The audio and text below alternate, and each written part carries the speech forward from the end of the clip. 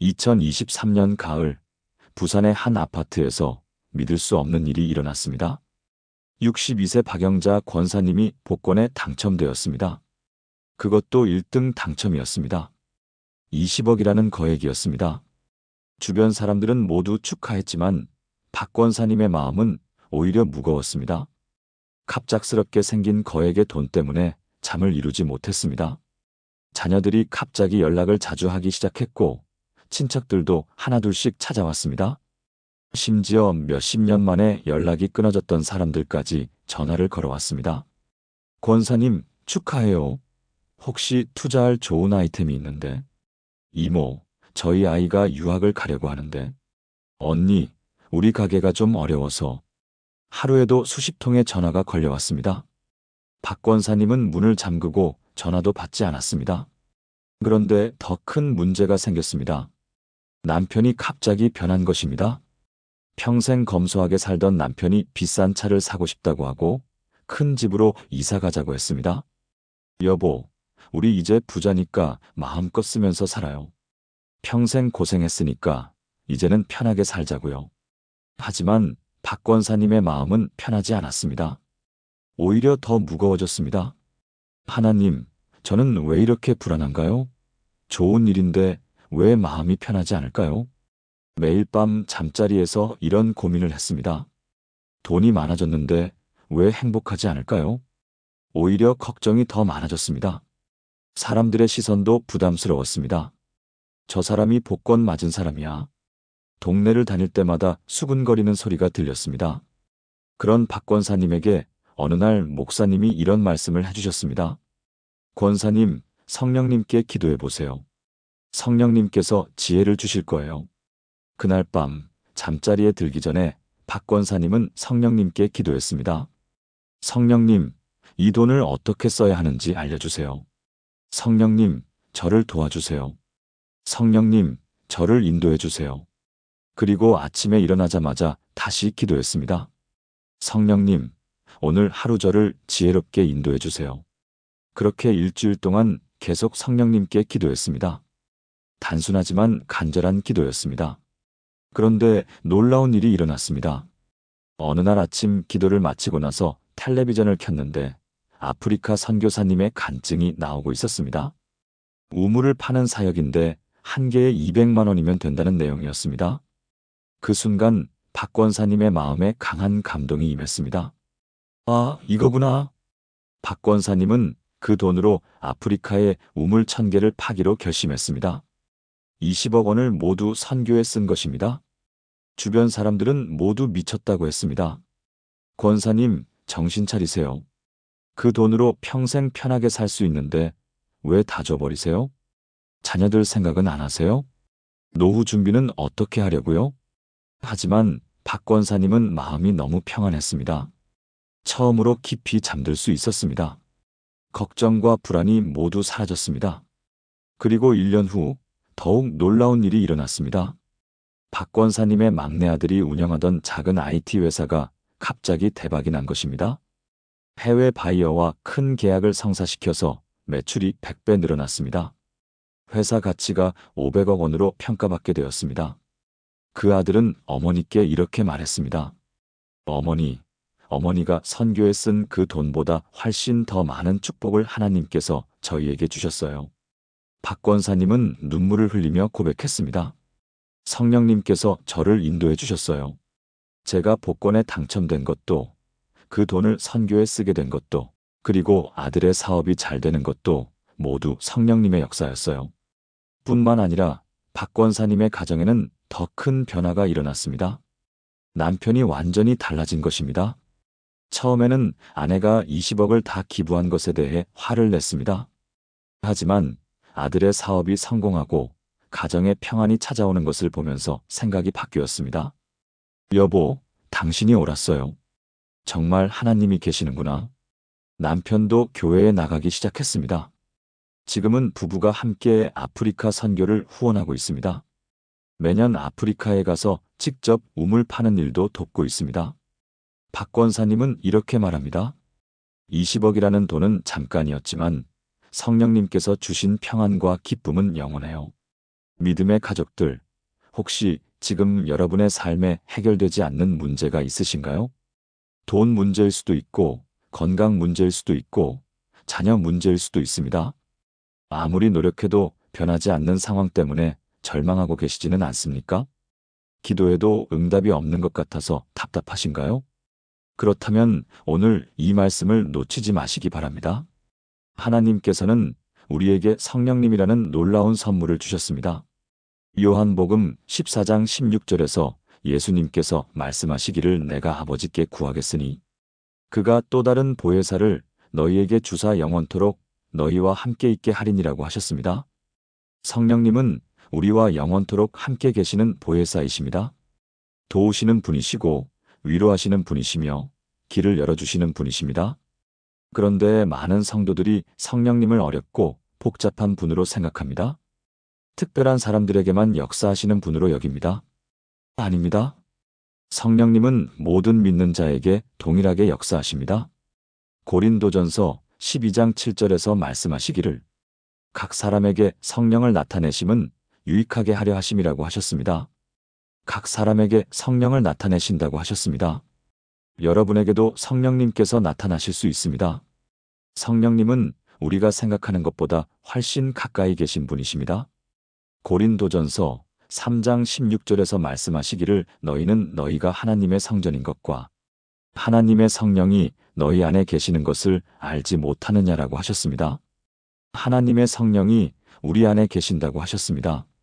그러니까 우리는 언제든지 성령님께 기도할 수 있습니다. 복잡한 기도문도 필요 없고 특별한 장소도 필요 없습니다.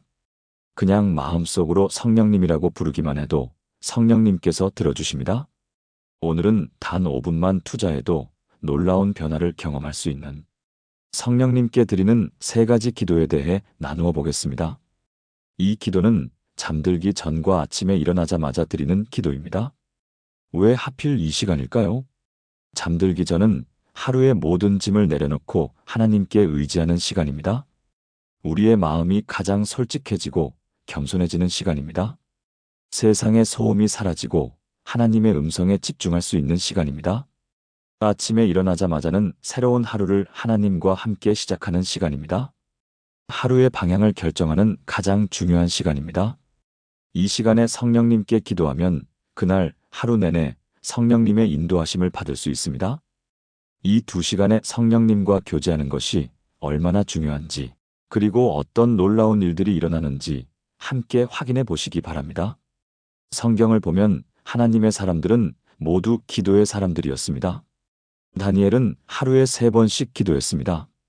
바벨론 왕의 금신상에게 절하라는 명령이 있었을 때도 다니엘은 기도를 멈추지 않았습니다. 사자굴에 던져진다는 위협 앞에서도 다니엘은 기도했습니다. 그 결과 사자굴에서도 하나님의 보호하심을 경험했습니다. 다윗은 아침과 저녁과 정오에 기도했습니다.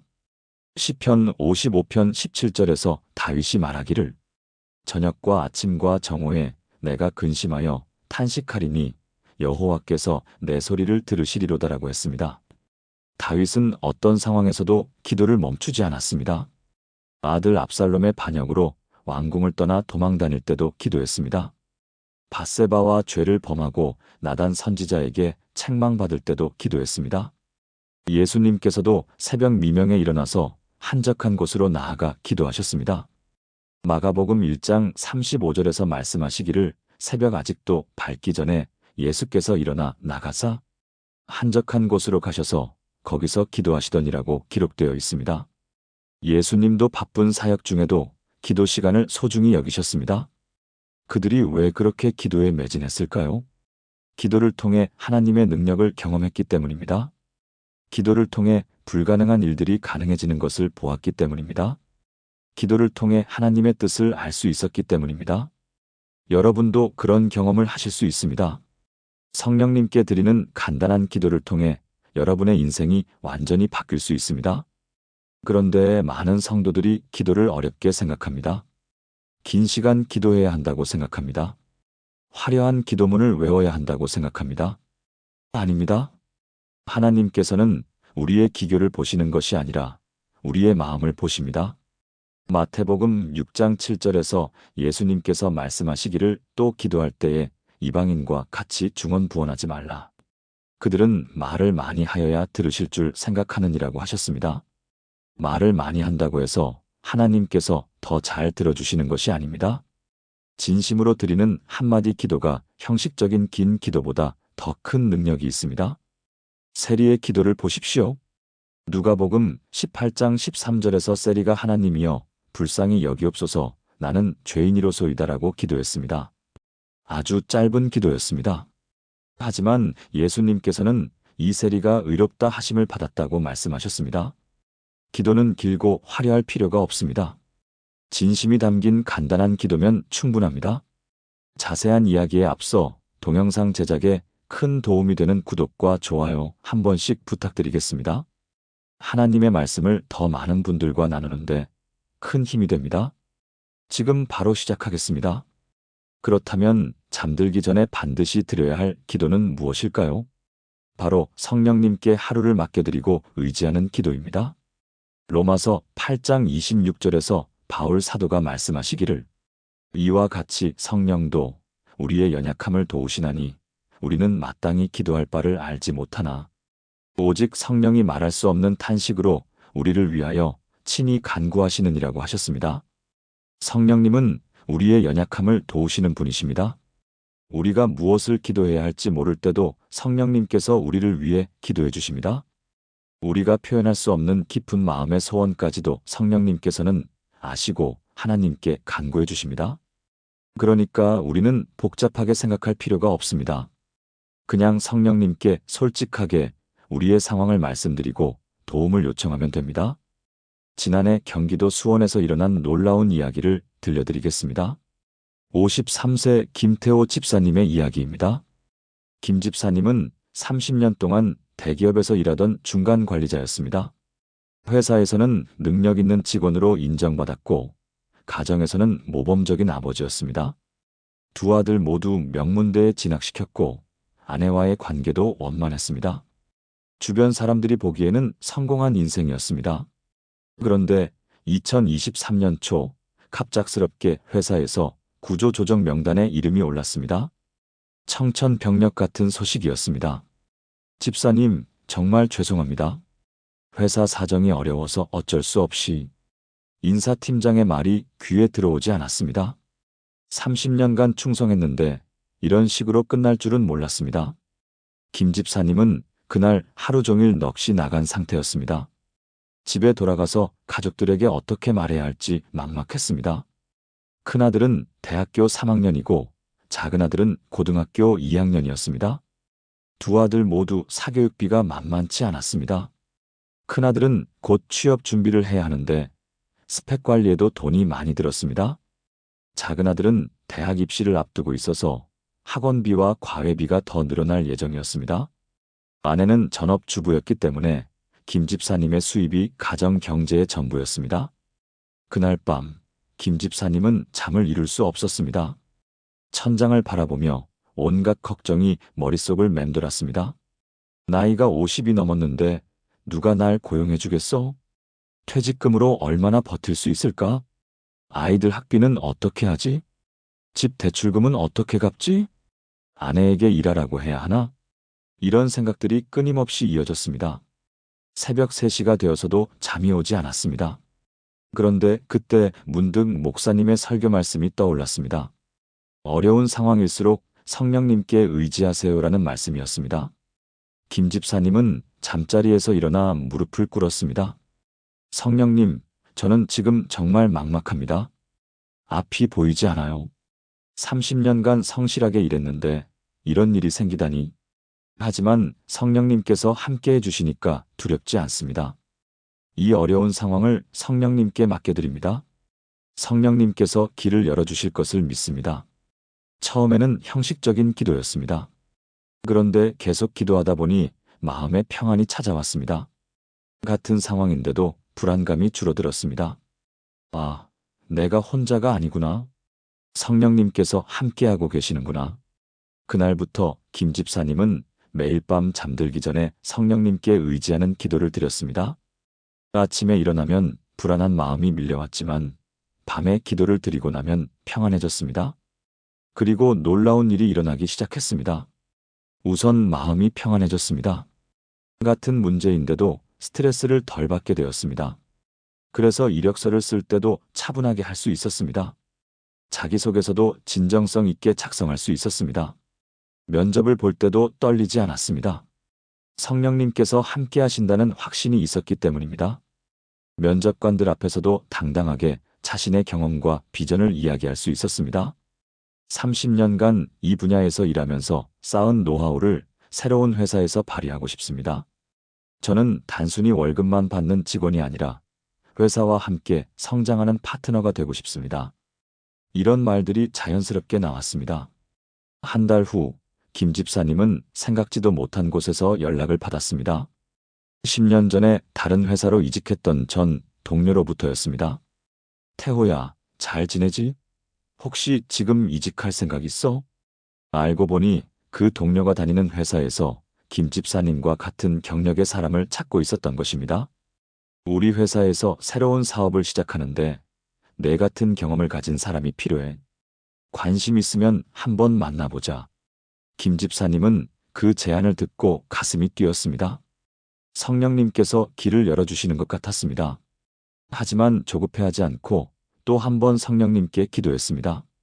성령님, 이 기회가 저에게 맞는 것인지 알려주세요. 기도를 마치고 나니 마음에 평안이 왔습니다. 면접을 보러 갔는데 회사 임원들이 김 집사님을 매우 좋게 평가했습니다. 김 차장님의 경력을 보니 저희가 찾던 바로 그런 분이네요. 30년 경력이면 저희 회사에서 정말 필요한 인재입니다. 실무 경험이 풍부하시니까 바로 업무에 투입이 가능하겠네요. 그런데 더 놀라운 것은 연봉이었습니다. 전 회사보다 30%더 높은 연봉을 제시했습니다. 김 집사님은 믿기지 않았습니다. 정말인가요? 제가 그 정도 가치가 있나요? 물론이죠. 저희는 능력 있는 분을 모시기 위해 최선을 다하고 있습니다. 경력직 채용에서는 적절한 대우를 해드리는 것이 당연합니다. 그렇게 김 집사님은 더 좋은 조건으로 새로운 회사에 입사했습니다. 그런데 여기서 끝이 아닙니다. 새로운 회사에서 김 집사님이 맡은 프로젝트가 대성공을 거두었습니다. 회사에서 새로 시작한 사업 분야였는데 김 집사님의 경험과 노하우가 딱 맞았습니다. 30년간 쌓은 인맥과 업계 지식이 큰 도움이 되었습니다. 고객들도 김 집사님의 전문성을 인정했습니다. 그 결과 회사 매출이 전년 대비 50% 증가했습니다. 김 집사님의 기여도가 매우 컸습니다. 회사 대표는 김 집사님을 극찬했습니다. 김 차장님 덕분에 우리 회사가 새로운 도약을 할 수 있게 되었습니다. 그래서 입사 1년 만에 부장으로 승진했습니다. 전 회사에서는 20년 동안 차장이었는데 새 회사에서는 1년 만에 부장이 된 것입니다. 연봉도 다시 한번 인상되었습니다. 김 집사님은 이렇게 고백했습니다. 성령님께서 저를 더 좋은 곳으로 인도해 주셨어요. 만약 전 회사에서 잘리지 않았다면 이런 기회를 얻을 수 없었을 거예요. 성령님은 우리보다 훨씬 앞을 내다보시고 계세요. 그런데 더욱 놀라운 일이 있었습니다. 김 집사님이 새로운 회사에서 만난 동료 중에 불교를 믿던 분이 계셨습니다. 박 과장이라는 분이었는데 김 집사님의 평안한 모습을 보고 궁금해했습니다. 김 부장님은 어떻게 그렇게 스트레스를 안 받으세요? 저는 같은 일을 해도 밤잠을 못 이룰 때가 많은데 부장님은 항상 여유가 있으시네요. 비결이 뭐예요? 김 집사님이 성령님 이야기를 했더니 그분이 관심을 보였습니다. 정말 그런 하나님이 계신가요? 기도하면 정말 평안해져요? 그래서 김 집사님이 그분을 교회로 인도했습니다. 처음에는 어색해했지만 점점 은혜를 받기 시작했습니다. 6개월 후에는 세례까지 받았습니다. 지금은 김 집사님과 함께 매주 새벽 기도회에 참석하고 있습니다. 그분도 매일 밤 성령님께 의지하는 기도를 드리고 있습니다. 그리고 그분의 가정에도 놀라운 변화가 일어났습니다. 사업이 어려웠던 남편의 회사가 갑자기 큰 계약을 따내게 되었습니다. 자녀들의 성적도 크게 향상되었습니다. 무엇보다 가족 관계가 화목해졌습니다. 박 과장님은 이렇게 말합니다. 김 부장님 덕분에 예수님을 만났어요. 기도하는 삶이 이렇게 평안한 줄 몰랐어요. 김 집사님은 이렇게 말합니다. 성령님께 의지하는 기도가 저만 변화시킨 것이 아니라 제 주변 사람들까지 변화시켰어요. 성령님의 능력은 정말 놀라워요. 성도님들, 이것이 바로 성령님께 의지하는 기도의 놀라운 능력입니다.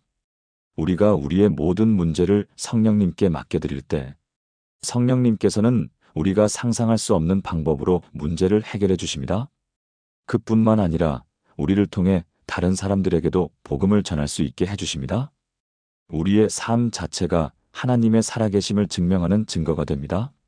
그런데 왜 잠들기 전에 이 기도를 드려야 할까요? 잠들기 전은 우리의 마음이 가장 솔직해지는 시간이기 때문입니다.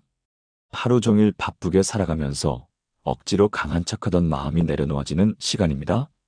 낮에는 다른 사람들 앞에서 괜찮은 척하지만 밤에는 혼자 있을 때 진짜 마음이 드러납니다.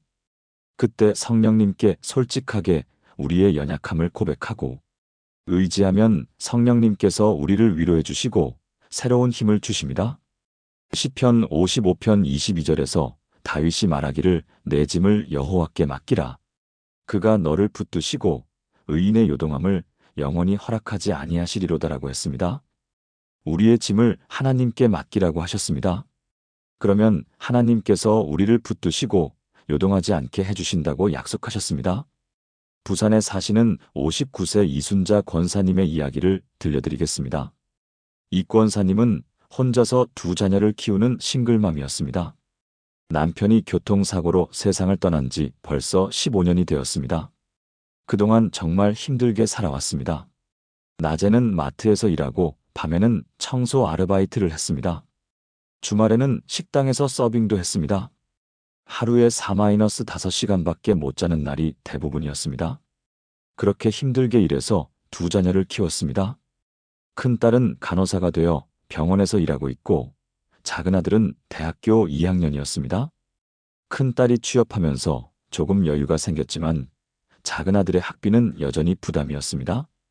그런데 지난해 여름 이 권사님에게 큰 시련이 찾아왔습니다. 당뇨병 합병증으로 인해 시력이 급격히 나빠진 것입니다. 의사는 이렇게 말했습니다. 권사님, 지금 상태로는 일하시기 어려울 것 같아요. 충분히 쉬셔야 해요. 시력이 더 나빠지기 전에 치료에 전념하세요. 하지만 이 권사님에게는 쉴 수 있는 여건이 없었습니다. 작은 아들의 학비를 벌어야 했습니다. 생활비도 벌어야 했습니다. 집세도 내야 했습니다. 병원비도 만만치 않았습니다. 큰딸이 도와주려 했지만 새로 결혼한 딸에게 부담을 주고 싶지 않았습니다. 딸아, 너도 이제 시집가서 살림 차리느라 돈이 많이 들 텐데. 매일 밤 이 권사님은 눈물로 기도했습니다. 하나님, 저는 정말 막막해요. 몸도 아프고 돈도 없어요. 어떻게 살아야 할지 모르겠어요. 아들 학비는 어떻게 마련하죠? 제가 일도 못하는데. 그런데 어느 날 교회에서 성령님에 대한 말씀을 듣게 되었습니다. 성령님은 우리의 모든 필요를 아시고 채워주시는 분입니다라는 내용이었습니다. 에베소서 3장 20절 말씀이었습니다. 우리 가운데서 역사하시는 능력대로 우리가 구하거나 생각하는 모든 것에 더 넘치도록 능히 하실 이에게. 그날부터 이 권사님은 잠들기 전에 성령님께 모든 것을 맡기는 기도를 드리기 시작했습니다. 성령님, 저의 건강 문제도, 경제적인 문제도, 아들의 학비 문제도 모두 성령님께 맡겨드립니다. 제가 어떻게 해야 할지 모르겠어요. 성령님께서 길을 열어주실 것을 믿습니다. 처음에는 상황이 변하지 않는 것 같았습니다. 시력은 여전히 나빴고 일할 수 있는 곳을 찾기도 어려웠습니다. 하지만 이 권사님의 마음은 점점 평안해졌습니다. 성령님께 맡겨드렸으니까 걱정할 필요가 없다는 생각이 들었습니다. 내가 해결할 수 없는 문제는 성령님께서 해결해 주실 거야. 그러던 어느 날 뜻밖의 연락을 받았습니다. 동네 복지관에서 전화를 걸어온 것입니다. 권사님, 혹시 시간 되시면 복지관에서 일해 보실 생각 없으세요? 알고 보니 복지관에서 어르신들의 말벗이 되어줄 분을 찾고 있었던 것입니다. 이 권사님의 나이와 경험이 딱 맞았습니다. 시력이 좀 안 좋은데 괜찮을까요? 괜찮아요. 어르신들과 대화하는 일이니까 시력은 큰 문제가 되지 않아요. 오히려 권사님 같은 분이 더 필요해요. 인생 경험도 많으시고 어려움을 겪어보신 분이니까 어르신들 마음을 더 잘 이해하실 수 있을 거예요. 그렇게 이 권사님은 복지관에서 일하기 시작했습니다. 일주일에 3일, 하루 4시간씩 근무하는 조건이었습니다. 급여는 그리 많지 않았지만 이 권사님에게는 충분했습니다. 무엇보다 일이 힘들지 않았습니다. 어르신들과 이야기하고 간단한 도움을 드리는 일이었습니다. 차나 커피를 대접하고 말벗이 되어드리고 간단한 상담을 해드리는 일이었습니다. 이 권사님의 인생 경험이 큰 도움이 되었습니다. 혼자서 자녀를 키운 경험, 경제적 어려움을 겪은 경험, 건강 문제로 고생한 경험 모든 것이 어르신들을 위로하는 데 도움이 되었습니다. 그런데 더 놀라운 일이 일어났습니다. 복지관에 오시는 어르신들이 이 권사님을 너무 좋아하게 된 것입니다. 순자 씨가 있으면 마음이 편해져요. 순자 씨 이야기를 들으면 힘이 나요. 순자 씨는 정말 우리 마음을 잘 알아줘요. 그래서 복지관에서 이 권사님의 근무 시간을 늘려달라고 요청했습니다. 일주일에 5일, 하루 6시간으로 근무 시간이 늘어났습니다. 급여도 그만큼 늘어났습니다. 그리고 6개월 후에는 정규직으로 전환되었습니다. 급여도 더 많아지고 각종 복리후생 혜택도 받을 수 있게 되었습니다. 무엇보다 이 권사님이 복지관에서 어르신들을 돌보는 일에 큰 보람을 느꼈습니다. 이 일이 제 천직인 것 같아요. 어르신들께 도움이 된다는 것이 이렇게 기쁜 줄 몰랐어요. 그런데 여기서 끝이 아닙니다. 이 권사님이 복지관에서 만난 어르신들 중에 교회에 관심을 보이는 분들이 계셨습니다. 순자 씨, 당신은 어떻게 그렇게 밝게 살 수 있어요? 힘든 일이 많았을 텐데 어떻게 그렇게 긍정적이에요? 이 권사님이 자연스럽게 복음을 전했더니 몇 분이 교회에 나오기 시작했습니다. 70대, 80대 어르신들이 예수님을 믿게 된 것입니다. 지금은 복지관에서 작은 성경 공부 모임도 갖고 있습니다. 복지관 관장님도 이 권사님의 모임을 적극 지원해주고 있습니다. 권사님 덕분에 어르신들이 더 밝아지셨어요. 이 권사님은 이렇게 말합니다. 성령님께서 저의 어려운 상황을 가장 좋은 기회로 바꿔주셨어요. 마트에서 일할 때는 그냥 돈만 벌었는데 지금은 하나님의 일을 하면서 돈도 벌고 있어요. 그리고 이 권사님의 시력도 조금씩 좋아지고 있습니다. 의사는 스트레스가 줄어들어서 그런 것 같다고 했습니다. 마음이 평안해지니까 몸도 좋아진 것입니다. 복지관에서 일하면서 스트레스가 많이 줄었어요. 어르신들께 도움이 되는 일을 하니까 마음이 편해졌어요. 작은 아들도 장학금을 받아서 학비 부담이 크게 줄어들었습니다. 성령님께서 모든 것을 해결해 주신 것입니다.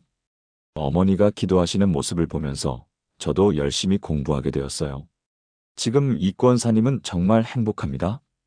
경제적으로도 안정되었고 보람된 일도 하고 있고 복음도 전할 수 있게 되었습니다. 성도님들, 이것이 바로 성령님께 의지하는 기도의 놀라운 능력입니다.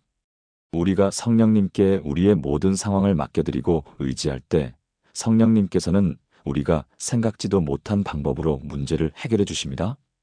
그뿐만 아니라 우리를 하나님의 일꾼으로 사용해 주십니다. 우리의 아픔과 경험까지도 다른 사람을 돕는 도구로 사용해 주십니다. 그런데 여기서 중요한 것이 있습니다. 성령님께 의지한다는 것은 그냥 기도만 하고 아무것도 하지 않는다는 뜻이 아닙니다. 성령님께 의지하면서 동시에 우리가 할 수 있는 최선을 다하는 것입니다. 김 집사님도 성령님께 기도하면서 동시에 이력서를 쓰고 면접을 봤습니다. 이 권사님도 성령님께 기도하면서 동시에 일할 수 있는 곳을 찾았습니다. 기도와 노력이 함께 갈 때 성령님께서 더욱 큰 역사를 일으키십니다. 야고보서 2장 17절에서 말씀하시기를 이와 같이 행함이 없는 믿음은 그 자체가 죽은 것이라고 하셨습니다. 믿음과 행함이 함께 가야 한다는 말씀입니다. 성령님께 의지하는 믿음과 함께 우리의 노력도 있어야 합니다. 그럼 구체적으로 어떻게 성령님께 의지하는 기도를 드려야 할까요? 아주 간단합니다. 잠자리에 들기 전에 하루 있었던 일들을 성령님께 감사드리고 어려운 일들은 성령님께 맡겨드리면 됩니다. 복잡한 기도문이 필요하지 않습니다. 마음에서 우러나오는 대로 솔직하게 기도하면 됩니다. 성령님, 오늘도 저와 함께 해주셔서 감사합니다. 오늘 이런저런 어려운 일들이 있었지만 성령님께서 함께 해주셨으니까 괜찮았습니다. 제가 감당하기 어려운 일들은 모두 성령님께 맡겨드립니다. 성령님께서 가장 좋은 길로 인도해 주실 것을 믿습니다. 이렇게 간단하게 기도하면 됩니다. 그러면 성령님께서 우리의 마음을 평안하게 해주시고 깊이 잠들 수 있게 해주십니다. 그리고 잠든 사이에도 성령님께서 우리를 위해 일하십니다. 우리가 모르는 사이에 문제의 해결책을 준비해 주시고 새로운 기회를 만들어 주십니다. 내일 밤부터 이 기도를 시작해 보시기 바랍니다. 단 일주일만 해보셔도 놀라운 변화를 경험하실 것입니다. 마음이 평안해지고 잠도 깊이 잘 수 있게 되고 무엇보다 문제들이 하나씩 해결되기 시작할 것입니다. 이것이 성령님께 의지하는 기도의 놀라운 능력입니다. 그 다음으로 아침에 일어나자마자 반드시 드려야 할 기도가 있습니다.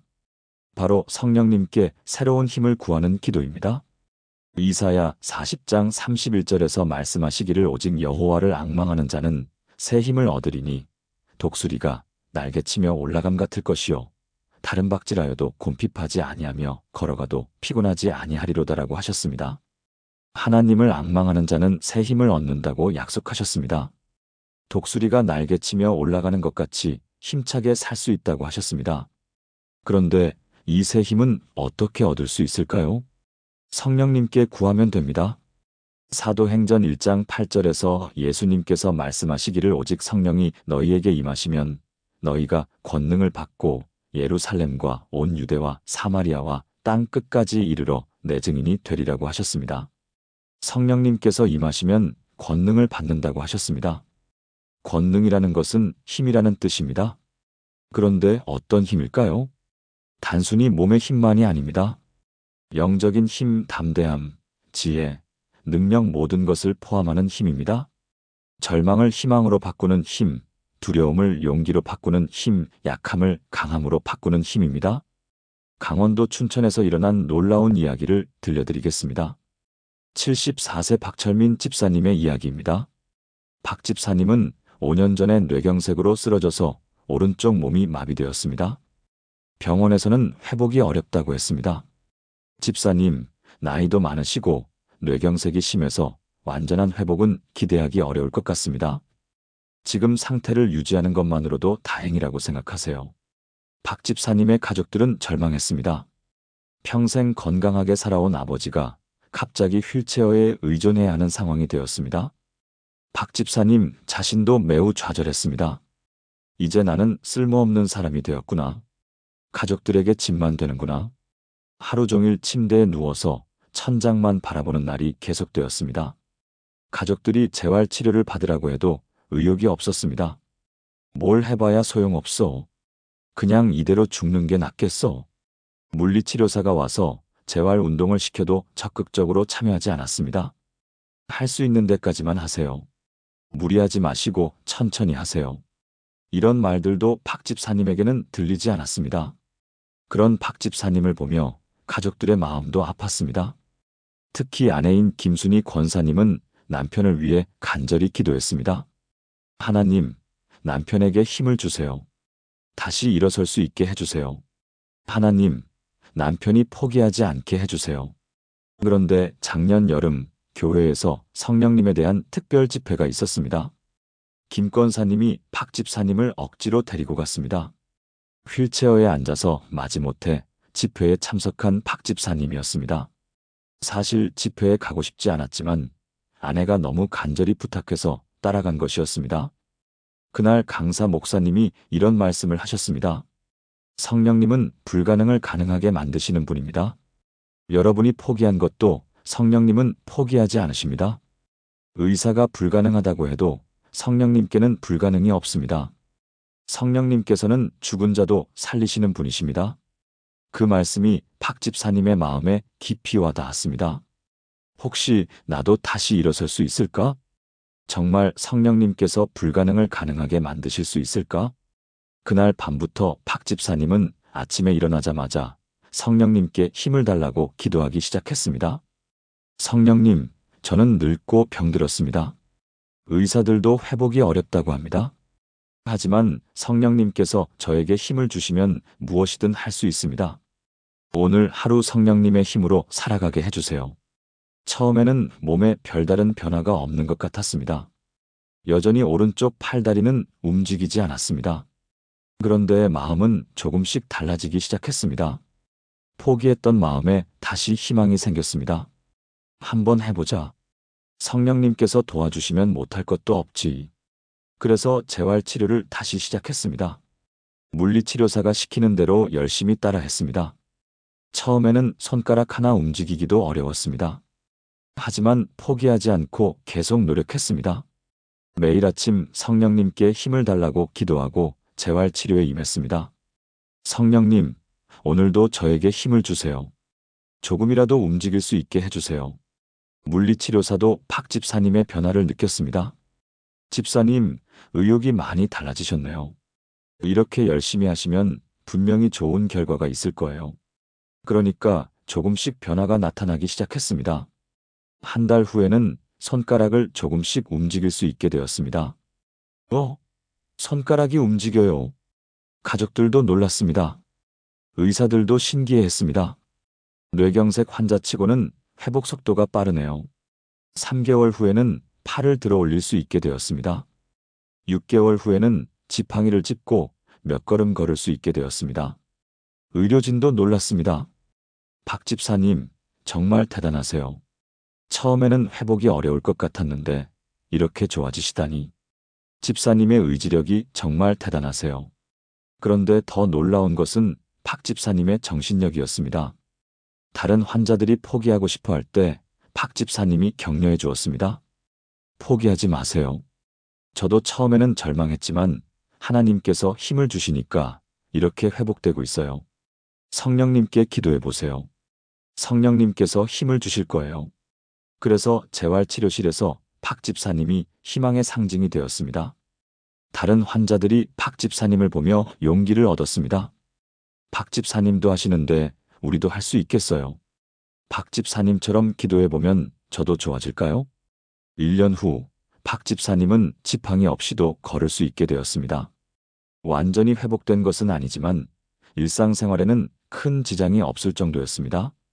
의사는 이렇게 말했습니다. 의학적으로는 설명하기 어려운 회복입니다. 집사님의 의지력이 정말 대단하세요. 보통 이 정도 뇌경색 환자는 이렇게 회복되기 어려운데, 하지만 박 집사님은 자신의 의지력이 아니라고 했습니다. 성령님께서 매일 새로운 힘을 주셨어요. 제 힘으로는 불가능했을 일이에요. 그런데 여기서 끝이 아닙니다. 박 집사님이 재활치료를 받으면서 만난 다른 환자들과 가족들에게 복음을 전했습니다. 저를 이렇게 회복시켜 주신 하나님을 여러분도 만나보세요. 성령님께 기도하면 힘을 주세요. 그래서 몇 가정이 교회에 나오기 시작했습니다. 그 중에는 불교를 믿던 가정도 있고 아예 종교가 없던 가정도 있었습니다. 하지만 박 집사님의 변화된 모습을 보고 모두 감동을 받았습니다. 정말 하나님이 계시는구나. 기도의 힘이 이렇게 클 줄 몰랐어요. 지금 박 집사님은 재활치료실에서 자원봉사를 하고 있습니다. 새로 입원한 환자들을 격려하고 재활치료를 도와주는 일을 합니다. 병원에서도 박 집사님의 봉사를 매우 고마워합니다. 박 집사님이 계시니까 다른 환자들의 치료 효과가 훨씬 좋아져요. 환자들이 박 집사님을 보면서 희망을 갖게 되어요. 박 집사님은 이렇게 말합니다. 성령님께서 저에게 새로운 힘을 주셔서 새로운 인생을 살게 해주셨어요. 이제 저는 단순히 건강을 회복한 것이 아니라 하나님의 일을 하는 기쁨을 누리고 있어요. 성도님들, 이것이 바로 성령님께 힘을 구하는 기도의 놀라운 능력입니다. 성령님께서는 우리에게 몸의 힘만 주시는 것이 아닙니다. 마음의 힘, 영혼의 힘까지 주십니다. 그리고 그 힘으로 우리가 하나님의 일을 할 수 있게 해주십니다. 절망적인 상황에서도 희망을 잃지 않게 해주시고 포기하고 싶을 때도 다시 일어설 수 있는 용기를 주십니다. 대전에 사시는 68세 조영숙 권사님의 이야기도 들려드리겠습니다. 조 권사님은 3년 전에 남편을 잃었습니다. 45년을 함께 산 남편이 갑작스럽게 심장마비로 세상을 떠났습니다. 조 권사님에게는 너무 큰 충격이었습니다. 어떻게 나만 혼자 남겨두고 갈 수 있어? 우리 함께 늙어가기로 했는데. 남편 없는 삶을 상상할 수 없었습니다. 장례식을 치르고 나서도 며칠 동안 침대에서 일어나지 못했습니다. 밥도 먹지 않고 물도 마시지 않았습니다. 하루 종일 남편 사진만 바라보며 눈물만 흘렸습니다. 자녀들이 걱정해서 병원에 데리고 갔더니 우울증 진단을 받았습니다. 어머니, 약을 드시고 상담도 받으셔야 해요. 이렇게 계시면 몸만 더 망가져요. 하지만 조 권사님은 살고 싶은 마음이 없었습니다. 차라리 아버지 따라가는 게 낫겠어. 혼자 남은 인생이 뭐가 의미가 있어? 그런 조 권사님을 보며 자녀들의 마음도 아팠습니다. 큰딸이 어머니를 모시고 교회에 갔습니다. 예배를 드리면서 조 권사님은 눈물만 흘렸습니다. 찬송가를 부를 수도 없고 기도도 할 수 없었습니다. 목사님의 설교도 귀에 들어오지 않았습니다. 그런데 그날 목사님의 설교 제목이 조 권사님의 마음에 와닿았습니다. 하나님께서는 우리의 눈물을 다 기억하십니다라는 제목이었습니다. 시편 56편 8절 말씀이었습니다. 주께서 내 유리함을 계수하셨으니 내 눈물을 주의 병에 담으소서. 이것이 주의 책에 기록되지 아니하였나이까. 하나님께서 우리의 눈물을 병에 담으신다는 말씀이었습니다. 우리의 아픔을 하나님께서 다 기억하신다는 말씀이었습니다. 그리고 시편 30편 5절 말씀도 인용하셨습니다. 그의 노함은 잠깐이요 그의 은총은 평생이로다. 저녁에는 울음이 있을지라도 아침에는 기쁨이 오리로다. 아침에는 기쁨이 온다는 말씀이 희미하게나마 위로가 되었습니다. 혹시 내게도 아침이 올까? 그날부터 조 권사님은 아침에 일어나자마자 성령님께 힘을 달라고 기도하기 시작했습니다. 성령님, 저는 지금 너무 힘들어요. 살고 싶은 마음도 없어요.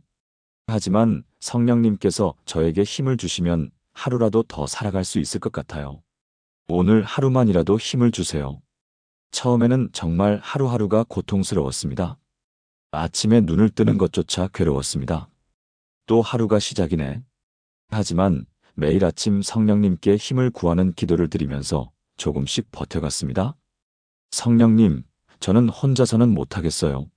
성령님께서 함께 해주세요. 한 달이 지나고 두 달이 지나면서 조 권사님의 마음에 조금씩 변화가 일어났습니다. 남편에 대한 그리움은 여전했지만 절망감은 줄어들었습니다. 아, 내가 아직 살아있는 데는 이유가 있구나.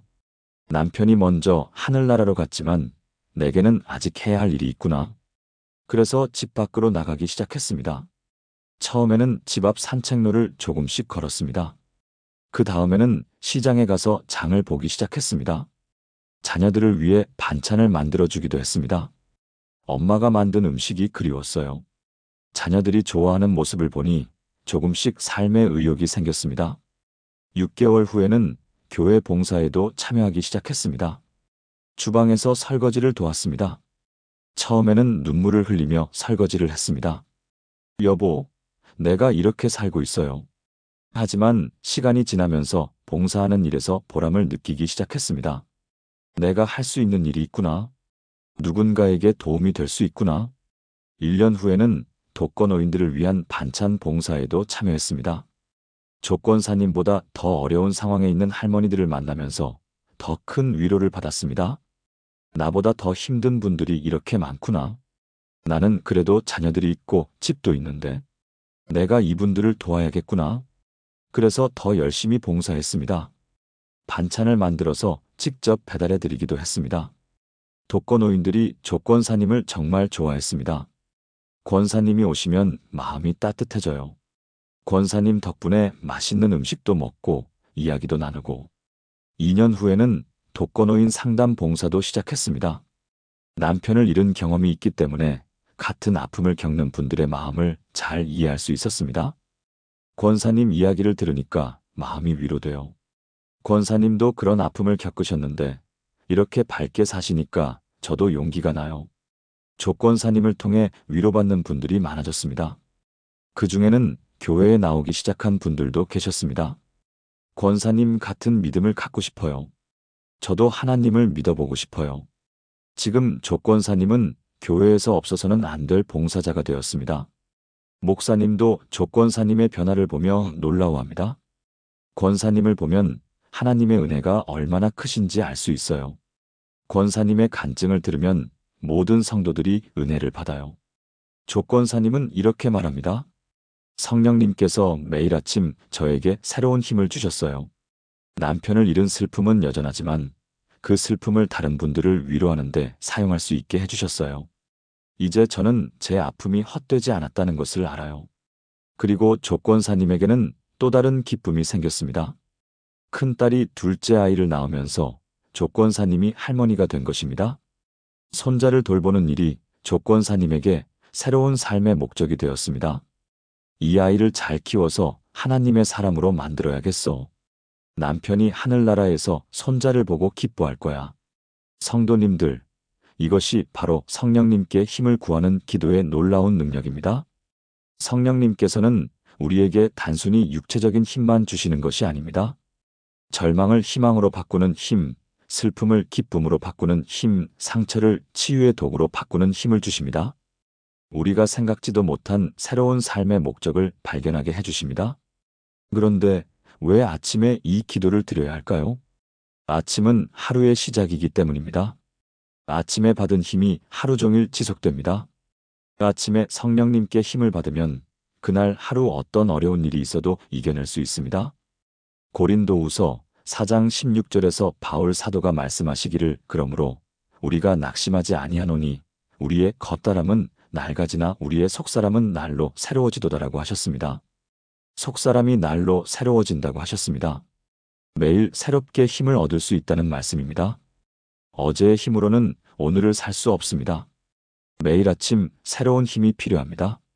마치 우리가 매일 밥을 먹어야 하듯이 매일 아침 성령님께 힘을 받아야 합니다. 그런데 여기서 중요한 것이 있습니다. 성령님께 힘을 구할 때는 구체적으로 기도해야 합니다. 막연하게 힘을 주세요라고만 하는 것이 아니라 어떤 힘이 필요한지 구체적으로 말씀드려야 합니다. 성령님, 오늘 몸이 아픕니다. 치료하는 힘을 주세요. 성령님, 오늘 마음이 우울합니다. 기쁨의 힘을 주세요. 성령님, 오늘 어려운 일이 있습니다. 담대함의 힘을 주세요. 성령님, 오늘 봉사할 일이 있습니다.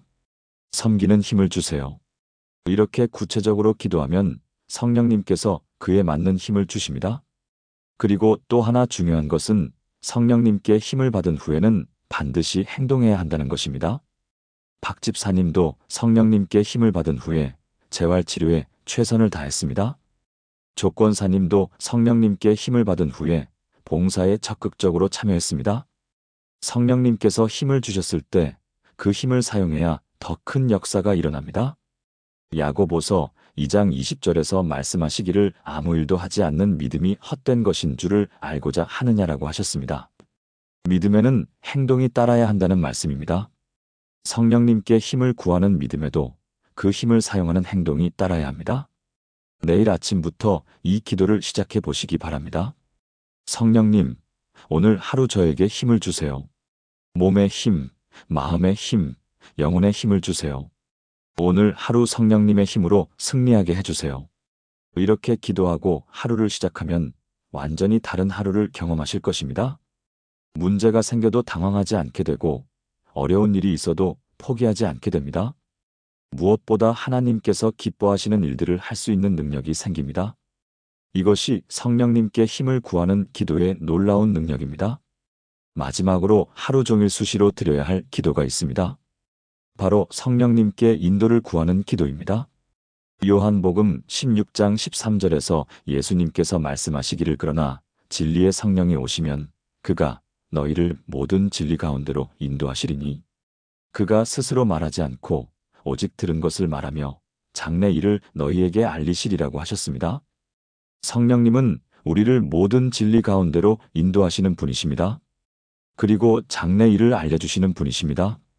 그러니까 우리가 성령님께 인도를 구하면 올바른 길로 인도해 주시고 미래에 일어날 일들도 미리 알려주실 수 있습니다. 잠언 3장 5절과 6절에서 말씀하시기를 너는 마음을 다하여 여호와를 신뢰하고 내 명철을 의지하지 말라. 너는 범사에 그를 인정하라. 그리하면 내 길을 지도하시리라고 하셨습니다. 범사에 하나님을 인정하면 하나님께서 우리 길을 지도하신다고 약속하셨습니다. 울산에서 일어난 믿을 수 없는 실제 이야기를 들려드리겠습니다. 57세 한미영 집사님의 이야기입니다. 한 집사님은 결혼한 지 32년이 되었는데 남편과의 관계가 점점 어려워지고 있었습니다. 남편은 술을 마시고 들어와서 큰 소리를 내고 물건을 던지는 일이 자주 있었습니다. 처음에는 술만 끊으면 좋아질 거라고 생각했지만 세월이 흘러도 변하지 않았습니다. 오히려 나이가 들면서 더 심해졌습니다. 왜 이렇게 사는 거야? 내가 뭘 잘못했다고?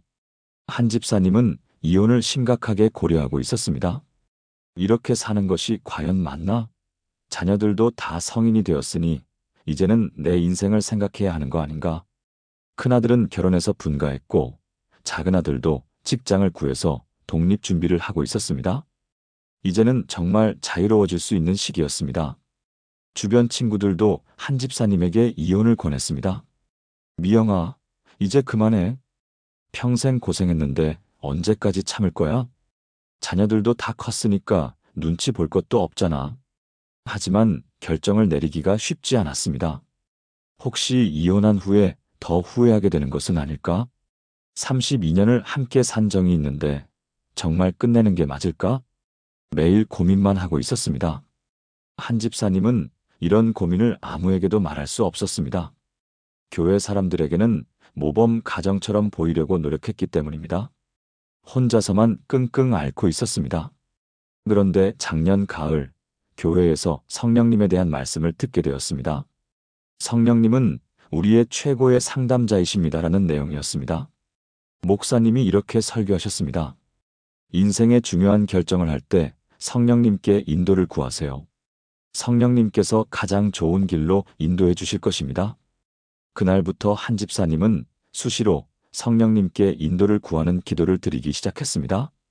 성령님, 제가 어떻게 해야 할지 모르겠습니다. 저를 인도해 주세요. 식사를 하면서도, 길을 걸으면서도, 잠들기 전에도 계속 이 기도를 드렸습니다. 처음에는 별다른 응답이 없는 것 같았습니다. 그런데 일주일쯤 지나니까 마음에 이상한 평안이 찾아왔습니다. 급하게 결정하지 말고 좀 더 기다려보라는 마음이 들었습니다. 혹시 성령님께서 다른 계획이 있으실까? 그래서 이혼 얘기를 미뤘습니다. 그리고 계속 성령님께 인도를 구했습니다. 하루에도 수십 번씩 성령님, 저를 인도해 주세요라고 기도했습니다. 그런데 한 달 후 성령님께서 한 집사님의 마음에 이상한 마음을 주셨습니다. 남편을 위해 기도하라는 마음이었습니다. 뭐? 저 사람을 위해 기도하라고요? 말도 안 돼요. 처음에는 거부감이 들었습니다. 그동안 남편 때문에 받은 상처들이 떠올랐습니다. 하지만 그 마음이 계속 강해졌습니다. 분명히 성령님께서 주시는 마음인 것 같았습니다. 성령님, 정말 제가 저 사람을 위해 기도해야 하나요? 마음속으로 물어보니까 더욱 확실한 느낌이 들었습니다. 그래서 억지로라도 남편을 위해 기도하기 시작했습니다. 하나님, 제 남편을 불쌍히 여겨주세요. 저는 이해할 수 없지만 하나님께서는 저 사람도 사랑하시니까 도와주세요. 처음에는 정말 어색하고 어려웠습니다. 하지만 성령님께서 인도하시는 것 같아서 계속했습니다. 그렇게 2달 정도 기도했는데 놀라운 일이 일어났습니다. 남편이 갑자기 건강검진을 받겠다고 한 것입니다.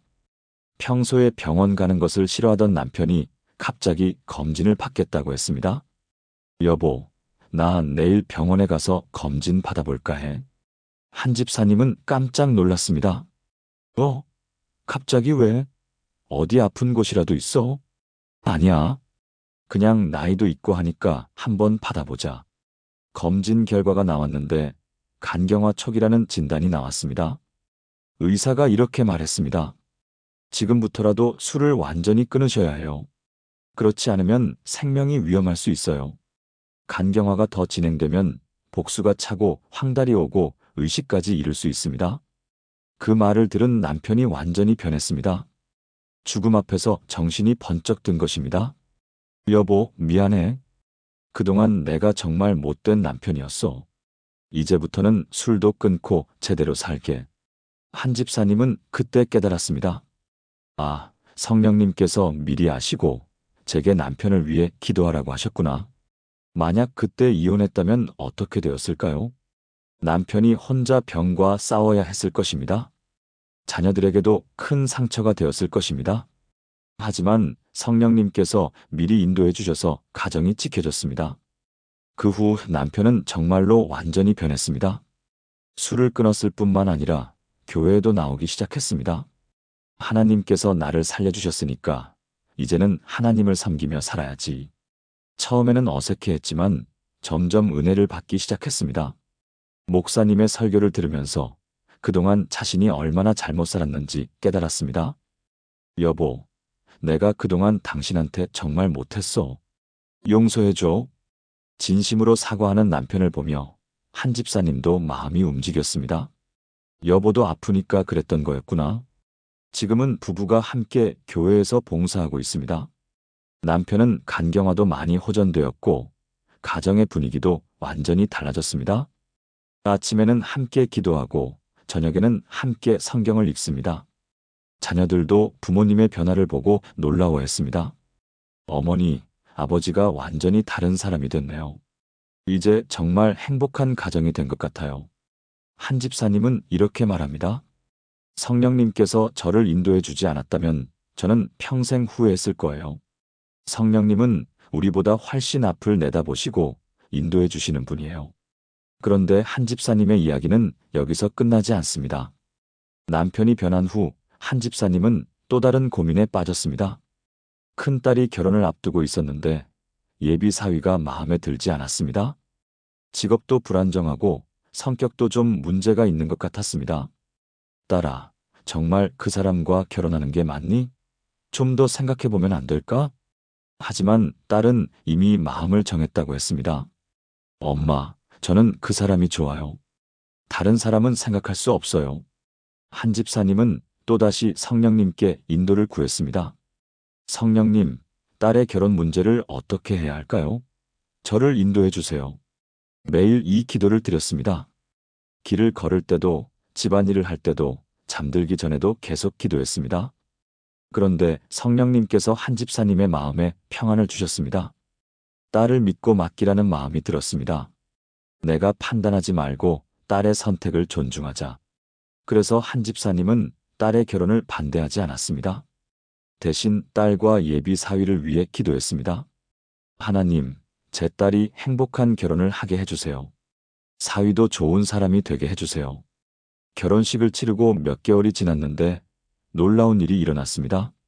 사위가 완전히 달라진 것입니다. 결혼 전에는 직업도 자주 바꾸고 성격도 불안정했는데 결혼 후에는 책임감 있는 사람으로 변했습니다. 좋은 직장도 구하고 딸에게도 정말 잘해주었습니다. 무엇보다 교회에 나와서 신앙생활을 시작했습니다. 한 집사님은 깨달았습니다. 아, 성령님께서 사위의 변화까지 미리 보시고 저를 인도해 주셨구나. 만약 한 집사님이 딸의 결혼을 강하게 반대했다면 어떻게 되었을까요? 딸과의 관계가 나빠졌을 것이고 사위와의 관계도 좋지 않았을 것입니다.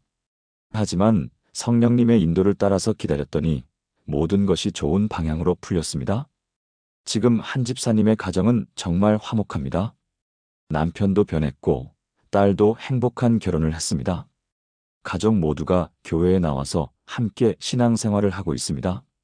한 집사님은 이렇게 말합니다. 성령님께 인도를 구하는 기도가 제 가정을 완전히 바꿔놓았어요. 성령님은 정말 최고의 상담자세요. 성도님들, 이것이 바로 성령님께 인도를 구하는 기도의 놀라운 능력입니다. 성령님께서는 우리보다 훨씬 앞을 내다보시는 분이십니다. 우리에게 무엇이 최선인지 아시는 분이십니다. 그래서 우리가 성령님께 인도를 구하면 가장 좋은 길로 인도해 주십니다. 때로는 우리가 원하는 방향과 다를 수 있지만 결과적으로는 가장 좋은 결과를 가져다 줍니다. 광주에 사시는 64세 조성민 집사님의 이야기도 들려드리겠습니다. 조 집사님은 평생 회사원으로 일하다가 작년에 명예퇴직을 했습니다. 퇴직금으로 치킨집을 하려고 했습니다. 이미 상가도 보고 계약서까지 쓸 준비를 했습니다. 주변 사람들이 모두 치킨집을 권했습니다. 성민아, 치킨집이 요즘 대세야. 돈도 잘 벌리고 너가 회사 경험이 있으니까 관리도 잘할 거야. 그런데 마지막 순간에 조 집사님은 성령님께 기도했습니다. 성령님, 제가 치킨집을 해도 될까요? 인도해 주세요. 매일 이 기도를 드렸습니다. 그런데 이상하게 마음이 편하지 않았습니다. 뭔가 아닌 것 같은 느낌이었습니다. 혹시 성령님께서 다른 계획이 있으신가? 그래서 치킨집 계약을 미뤘습니다. 부동산 중개사가 다급하게 연락했습니다. 집사님, 이런 좋은 자리 흔하지 않아요. 빨리 결정하세요. 주변 사람들도 모두 말렸습니다. 성민아, 그런 좋은 자리 놓치면 후회해. 빨리 계약해. 하지만 조 집사님은 성령님의 인도를 기다렸습니다. 계속해서 성령님, 저를 인도해 주세요라고 기도했습니다. 그렇게 한 달을 기다리는데 갑자기 큰 형에게서 전화가 왔습니다. 성민아, 혹시 시간 있으면 내일 좀 도와줄 수 있을까? 큰 형은 건설회사를 운영하고 있었습니다. 형, 무슨 일인데요? 요즘 일이 너무 많아서 사람이 부족해. 너가 회사 다닐 때 관리 업무 많이 했으니까 도와줄 수 있을 것 같은데. 조 집사님은 건설업에 대해서는 전혀 모르는 상태였습니다. 하지만 성령님께 인도를 구했더니 마음에 평안이 왔습니다. 형, 제가 모르는 분야인데 괜찮을까요? 걱정 마. 내가 다 가르쳐 줄게. 그리고 너가 관리만 해주면 돼. 그렇게 조 집사님은 형의 건설회사에서 일하기 시작했습니다. 처음에는 정말 어려웠습니다. 모든 것이 낯설었습니다. 건축 용어도 모르고 공사 과정도 몰랐습니다. 하지만 성령님께 계속 인도를 구하면서 일했습니다. 성령님, 이 일을 어떻게 해야 할지 알려주세요. 하루하루 새로운 것을 배우면서 점점 적응해 갔습니다. 그러니까 신기하게도 하나씩 배워갔습니다. 그리고 6개월 후에는 완전히 적응했습니다. 더 놀라운 것은 조 집사님의 관리 능력 때문에 회사 매출이 크게 늘었다는 것입니다. 회사원 시절에 배운 체계적인 관리 방법을 건설회사에 적용했더니 효율이 크게 향상되었습니다. 공사 일정 관리, 자재 관리, 인력 관리 모든 면에서 개선이 이루어졌습니다. 공사 기간도 단축되고 원가도 절약되었습니다. 큰 형이 너무 고마워했습니다. 성민아, 너가 와서 우리 회사가 완전히 달라졌어. 이제 너도 정식 파트너로 들어와.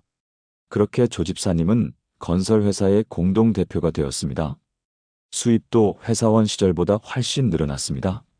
무엇보다 일이 재미있었습니다. 새로운 건물이 올라가는 것을 보면 보람을 느꼈습니다. 내가 관리한 건물이 이렇게 멋지게 완성되는구나. 그런데 더 놀라운 일이 일어났습니다. 조 집사님이 관리하는 공사 현장에서 안전사고가 한 건도 일어나지 않았습니다. 다른 건설 회사들은 크고 작은 사고가 자주 일어나는데 조 집사님 회사는 그런 일이 전혀 없었습니다. 왜 그럴까요?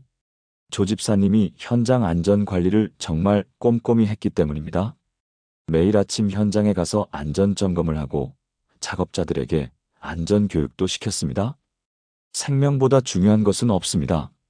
아무리 급해도 안전 수칙은 반드시 지켜주세요. 사고가 나면 모든 것이 끝입니다. 조심 또 조심하세요. 작업자들이 조 집사님을 정말 좋아했습니다. 대표님은 진짜 우리를 생각해 주시는 분이에요. 다른 현장과는 완전히 달라요. 그래서 작업자들도 더욱 열심히 일했습니다. 공사 품질도 좋아지고 기간도 단축되었습니다. 그 소문이 나면서 조 집사님 회사에 공사 의뢰가 계속 들어왔습니다. 조 대표님 회사는 안전하고 품질도 좋다고 하던데 지금은 직원이 50명이 넘는 회사로 성장했습니다. 조 집사님은 이렇게 말합니다.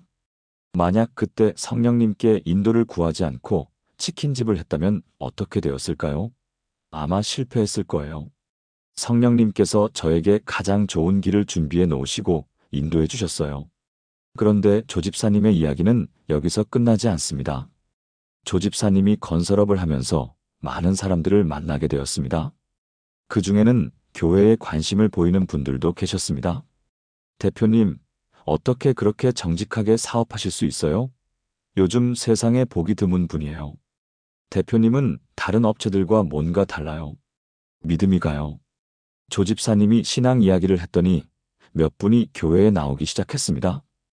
회사 직원들 중에서도 교회에 나오는 분들이 생겼습니다. 대표님 같은 믿음을 갖고 싶어요. 저도 하나님을 믿어보고 싶어요. 지금은 회사에서 매주 직원들과 함께 아침 기도회를 갖고 있습니다. 참석하고 싶은 사람들만 자유롭게 참여하는 방식입니다.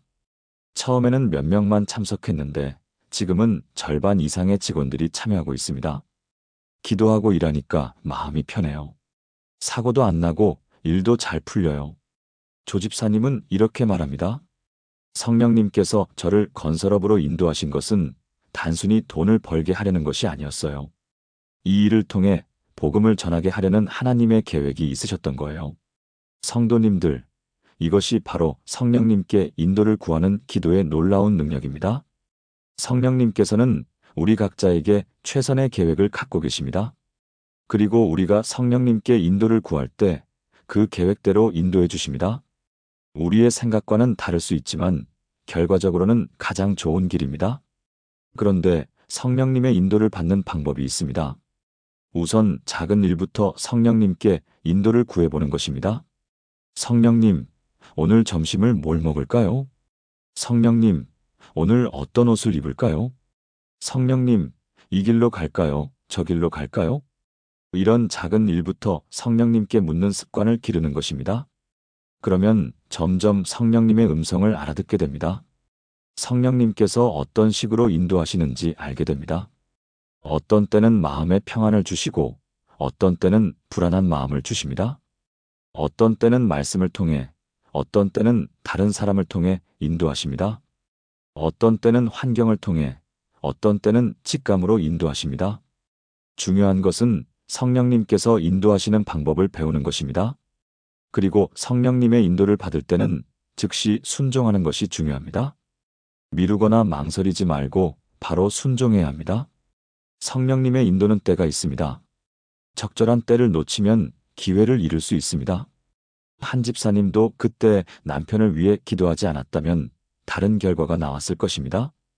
조 집사님도 치킨집 계약을 미루지 않았다면 형의 제안을 받을 수 없었을 것입니다. 그래서 성령님의 인도를 받으면 즉시 순종하는 것이 중요합니다. 내일부터 작은 일부터 성령님께 인도를 구해보시기 바랍니다. 성령님, 저를 인도해 주세요. 이 간단한 기도가 여러분의 인생을 완전히 바꿔놓을 것입니다. 실수와 후회가 줄어들고 하나님께서 기뻐하시는 길로 살아갈 수 있게 될 것입니다. 이것이 성령님께 인도를 구하는 기도의 놀라운 능력입니다. 마무리. 사랑하는 믿음의 가족들, 지금까지 성령님께 드리는 3가지 기도에 대해 함께 나누었습니다. 잠들기 전에 드리는 성령님께 의지하는 기도, 아침에 일어나자마자 드리는 성령님께 힘을 구하는 기도, 그리고 하루 종일 수시로 드리는 성령님께 인도를 구하는 기도였습니다. 이 3가지 기도는 복잡하지 않습니다. 어려운 신학 지식도 필요 없습니다. 그냥 어린아이가 아버지께 말하듯이 단순하게 기도하면 됩니다. 하지만 그 단순한 기도가 놀라운 능력이 있습니다. 박영자 권사님처럼 올바른 결정을 할 수 있게 해줍니다. 김태호 집사님처럼 위기를 더 큰 기회로 바꿔줍니다. 이순자 권사님처럼 절망을 희망으로, 아픔을 사명으로 바꿔줍니다. 박철민 집사님처럼 포기했던 꿈을 다시 이루게 해줍니다. 조영숙 권사님처럼 깊은 슬픔을 다른 사람을 위로하는 도구로 바꿔줍니다. 한미영 집사님처럼 가정의 위기를 회복의 기회로 바꿔줍니다. 조성민 집사님처럼 인생의 방향을 올바르게 인도해줍니다. 이 모든 것이 성령님께 드리는 단순한 기도를 통해 일어난 실제 이야기들입니다. 성령님은 우리의 가장 가까운 친구이십니다. 우리의 모든 상황을 아시고 도와주기를 원하시는 분이십니다. 그러니까 부담 갖지 마시고 편안하게 성령님께 기도하시기 바랍니다. 성령님, 저를 도와주세요. 성령님, 저에게 힘을 주세요. 성령님, 저를 인도해 주세요. 이렇게 간단하게 기도하면 됩니다. 내일부터 단 5분만 투자해서 이 세 가지 기도를 시작해 보시기 바랍니다. 잠들기 전에 성령님께 하루를 맡겨드리고 아침에 일어나자마자 성령님께 힘을 구하고 하루 종일 성령님께 인도를 구해보시기 바랍니다. 한 달만 해보셔도 놀라운 변화를 경험하실 것입니다. 마음이 평안해지고 새로운 힘이 생기고 올바른 길로 인도받게 될 것입니다. 무엇보다 성령님과 더 가까운 관계를 맺게 될 것입니다. 성령님께서는 신실하신 분이십니다. 약속하신 대로 반드시 응답해 주실 것입니다. 에베소서 3장 20절에서 말씀하시기를 우리 가운데서 역사하시는 능력대로 우리가 구하거나 생각하는 모든 것에 더 넘치도록 능히 하실 이에게라고 하셨습니다. 성령님께서는 우리가 구하거나 생각하는 것보다 더 넘치도록 해주실 수 있는 분이십니다. 여러분의 기대를 뛰어넘는 놀라운 일들을 경험하시게 될 것입니다. 그런데 한 가지 더 말씀드리고 싶은 것이 있습니다. 이 세 가지 기도를 드릴 때는 감사하는 마음으로 드리시기 바랍니다. 성령님께서 우리와 함께 해주신다는 것 자체가 얼마나 큰 은혜인지 모릅니다. 하나님께서 우리에게 성령님을 보내주셔서 우리의 보혜사가 되게 하셨습니다. 이것만으로도 충분히 감사할 일입니다. 그리고 이 기도들을 개인적으로만 드리지 마시고 가족들과 함께 드리시면 더욱 좋습니다. 가족이 함께 성령님께 기도하면 가정에 하나님의 축복이 충만할 것입니다. 자녀들도 어려서부터 성령님과 교제하는 법을 배우게 될 것입니다. 부부가 함께 성령님께 기도하면 부부 관계가 더욱 돈독해질 것입니다. 잠언 31장 28절에서 말씀하시기를 그의 자식들은 일어나 그를 복되다 하며 그의 남편도 일어나 그를 칭찬하여 이르기르리라고 하셨습니다. 믿음의 가정에서는 서로를 축복하고 격려합니다. 매일 밤 가족과 함께 이 세 가지 기도를 드리면 여러분의 가정도 이런 축복받은 가정이 될 것입니다. 마지막으로 이 기도들을 통해 받은 은혜를 다른 사람들과도 나누시기 바랍니다. 여러분이 경험한 성령님의 놀라운 역사를 간증하시기 바랍니다. 그러면 더 많은 사람들이 성령님의 능력을 경험하게 될 것입니다. 야고보서 5장 16절에서 말씀하시기를 그러므로 너희 죄를 서로 고백하며 병이 낫기를 위하여 서로 기도하라. 의인의 간구는 역사하는 힘이 크민이라고 하셨습니다. 의인의 간구는 역사하는 힘이 크다고 하셨습니다. 여러분이 성령님께 드리는 기도도 역사하는 힘이 큽니다. 그 능력을 혼자만 누리지 마시고 많은 사람들과 나누시기 바랍니다. 여러분의 간증을 통해 절망하던 사람들이 희망을 갖게 될 것입니다. 포기하려던 사람들이 다시 일어설 용기를 얻게 될 것입니다. 길을 잃고 헤매던 사람들이 올바른 방향을 찾게 될 것입니다. 이것이 바로 성령님께서 우리에게 원하시는 일입니다. 우리가 받은 은혜를 다른 사람들에게도 흘려보내는 것입니다. 고린도후서 1장 3절과 4절에서 바울 사도가 말씀하시기를 찬송하리로다. 그는 우리 주 예수 그리스도의 하나님이시요 자비의 아버지시요 모든 위로의 하나님이시며 모든 환난 중에서 우리를 위로하사 우리로 하여금 하나님께 받는 위로로서 모든 환난 중에 있는 자들을 능히 위로하게 하시는 이시로다라고 하셨습니다. 하나님께서 우리를 위로하시는 이유는 우리로 하여금 다른 사람들을 위로하게 하려는 것입니다. 성령님께서 여러분에게 주시는 능력도 마찬가지입니다. 여러분만을 위한 것이 아니라 다른 사람들을 도우라고 주시는 것입니다. 그러니까 이 세 가지 기도를 통해 받은 은혜를 많은 사람들과 나누시기 바랍니다. 오늘도 귀한 말씀을 함께 나누게 해주신 하나님께 감사드립니다. 여러분의 기도 생활이 새롭게 변화되고 성령님과 더 깊은 관계를 맺으시기를 축복합니다. 여러분의 하루하루가 성령님의 인도하심으로 가득하길 간절히 소원합니다. 구독과 좋아요, 알림 설정으로 더 많은 하나님의 말씀을 함께 나누어요. 댓글로 여러분의 기도 제목이나 간증도 나누어 주시면 함께 기도하겠습니다. 성령님의 사랑과 은혜가 여러분과 여러분의 가정에 충만하시길 간절히 축복합니다. 예수님의 이름으로 기도합니다. 아멘.